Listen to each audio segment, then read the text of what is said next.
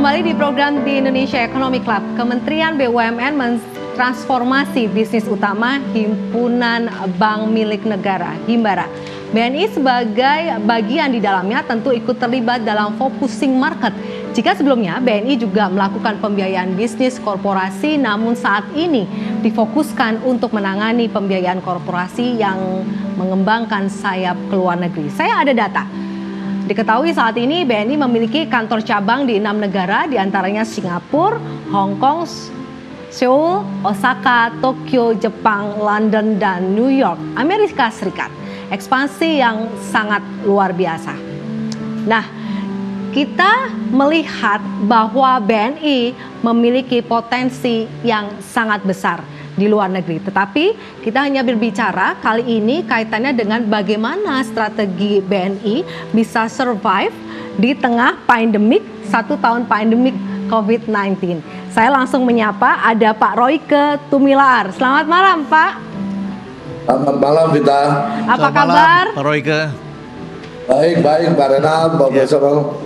Baik, saya langsung menanyakan kepada Anda saja, bagaimana pendapat Anda mengenai industri perbankan saat ini pasca COVID-19 1 tahun? Apakah Anda juga mengalami kendala atau tadi yang disampaikan sebelumnya bahwa perbankan merupakan salah satu sektor penunjang persentase dari pertumbuhan ekonomi saat ini? Pak Royke. Baik, terima kasih, Vita.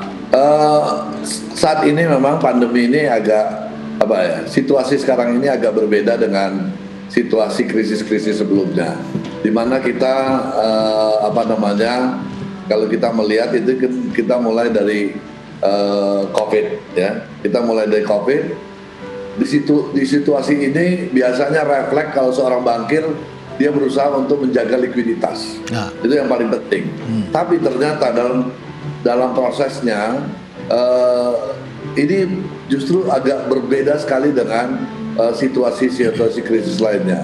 Sehingga kita bangun komunikasi baik. Apa yang kita lakukan adalah kita bangun komunikasi baik dari nasabah maupun dengan karyawan, dengan stakeholder, supaya kita jaga supaya mereka juga bisa saling komunikasi baik, supaya kalau mereka sehat tentunya banknya akan sehat. Ya. Jadi kita lihat dari karyawan, dari sisi karyawan kita lakukan perubahan outlet kita jaga bagaimana supaya karyawan kita juga walaupun tetap melayani tapi juga tidak sedikitlah resiko untuk kena dampak pandemi ini. Kedua, nasabah juga beruntung kita dibantu oleh OJK, tentunya pemerintah dikasih relaksasi untuk melakukan restrukturisasi kredit. Gitu.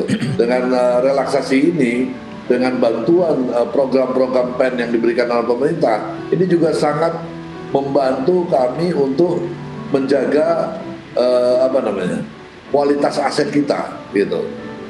Yang saat ini tentunya perannya sangat besar karena di awal pandemi ini memang kita kerasa bahwa kemungkinan NPL itu mulai bergerak naik, karena pada situasi orang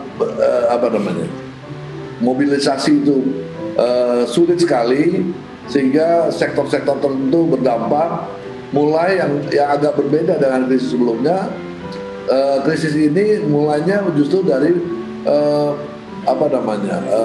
nasabah-nasabah yang segmen menengah bawah. Karena waktu begitu kita dibatasi untuk keluar, orang nggak ada yang belanja, orang nggak ada yang traveling, orang nggak ada yang jalan. Sehingga begitu demikian, sehingga kita kerasa bahwa NPL kita di sektor segmen menengah bawah akan mulai bergerak naik. Beruntung pemerintah dengan gerak cepat, OJK, BI, Kementerian Keuangan, tentunya itu banyak program-program yang diluncurkan sehingga hal ini agak sedikit meringankan perbankan, termasuk likuiditas. Jadi likuiditas bisa terjaga. Pada saat itu kita bisa tetap melepas kredit walaupun tidak seperti kondisi yang normal. Nah, kita juga jaga bagaimana pemain-pemain UKM dan kredit kecil, KUR, sampai dan consumer, itu kita lakukan restrukturisasi. Semua yang kena dampak COVID kita coba untuk lakukan restrukturisasi. Pak Royke, Pak Royke tahan dulu, nanti kita akan bicara lebih spesifik kaitannya dengan UMKM. Tetapi kalau tadi saya mendengarkan Anda melakukan strategi bahkan tidak hanya dengan nasabah tetapi internal dari BNI sendiri, begitu. Pola pikir mulai dirubah, kemudian mengapresiasi apa yang dilakukan pemerintah kaitannya pemberian likuiditas dan lain sebagainya. Nah, apakah vaksin merupakan salah satu faktor yang nanti bisa menjamin pertumbuhan ekonomi di sektor perbankan di 2021 ini bisa lebih baik lagi, Pak Royke? Makasih Vita. Saya saat ini cukup optimis dengan adanya vaksin, ini, at least kalau sudah tersuntik mungkin, saya rasa vaksin itu sudah bisa tersedia sampai 30%, confidence masyarakat akan muncul, mereka akan mulai belanja lagi, mulai traveling lagi, mulai keluar. Nah itu stok akan tumbuh lagi, ya. Para produsen akan mulai membangun mulai memproduksi, stok akan keluar, akan produksi lagi, dan itu akan tentunya ekonomi akan mulai bergerak. Sudah bagus sekarang ada keringanan PPNBM, keleluasan untuk membuat kredit KPR. Nah itu juga bagus karena stoknya akan keluar, mereka akan produksi lagi, kegiatan ekonomi akan muncul lagi, import akan datang lagi, ekspor akan jalan. Saya rasa itu semangat optimisme kita juga muncul sehingga tahun ini kami juga berencana pertumbuhan kredit yang agak juga lumayan. Kita coba untuk pertumbuhan kredit di kisaran 7-8%. Oke, Pak Royke, saya langsung ke Prof Renald ini. Prof, kalau bicara masalah optimisme, tadi Pak Royke dengan gamblang bicara bahwa BNI ya memang menjadi sektor dari penyalur pertumbuhan ekonomi. Tetapi itu sebenarnya tidak mudah karena mindset kemudian kedekatan untuk ke nasabah dan internal itu dilakukan. Dan apakah memang stabilitas ini juga automatically akan mencetak performance ke depan, Prof? Ya, saya kira memang kondisi makronya itu penting sekali ya. Jadi apa yang dilakukan oleh kebijakan fiskal dan moneter, jadi Kementerian Keuangan dan Bank Indonesia itu saya kira akan menjadi pelumas yang penting sekali. Jadi tidak dibiarkan perbankan akan mengalami kesulitan, tapi dibantu dan kemudian marketnya digerakkan, ditimbulkan optimisme, vaksinnya disediakan, optimisme bergerak, dan kemudian banknya juga memperbaiki. Yang jadi persoalan adalah kalau banknya tidak memperbaiki keadaan, karena yang dihadapi konteksnya sudah jauh berbeda dengan kondisi-kondisi sebelumnya. Setiap bank mempunyai konteks yang tidak sama, dan tentu saja bank tetap harus memperhatikan, menyesuaikan lagi, termasuk adalah mempersiapkan masa depan. Karena saat ini adalah kita bertarung dengan dua, Vita. Satu adalah competing for the present, hari ini, situasi hari ini, dan competing for the future. Itu adalah memerlukan desain proses manusia yang berbeda dengan yang saat ini. Anda menyinggung masa depan. Nah, ini saya kembali ke Pak Royke. Pak Royke, bagaimana sebenarnya perencanaan bisnis spesifik BNI tahun 2021 dan tahun-tahun ke depan? Apakah memang sektor infrastruktur, korporasi, kemudian industri pengolahan, manufaktur juga nanti masuk dalam kacamata BNI dan ini menjadi sektor unggulan? Makasih Bita.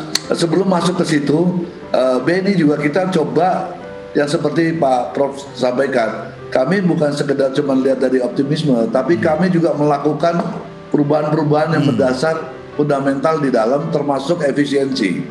Kalau dilihat kesempatan apa yang kami lakukan, cost kami bisa lebih, cost opan kami bisa turun, kita operating expense kita turun, proses kita bikin lebih digital itu kita kembangkan sehingga kita bisa compete, kita bisa lebih sustain pertumbuhannya ke depan. Nah itu yang kita lakukan. Kalau lihat di sektor, sebelum itu lagi, mungkin saya juga boleh sampaikan, kami juga kemarin sudah menurunkan bunga luar biasa, turun banyak, hampir semua single digit.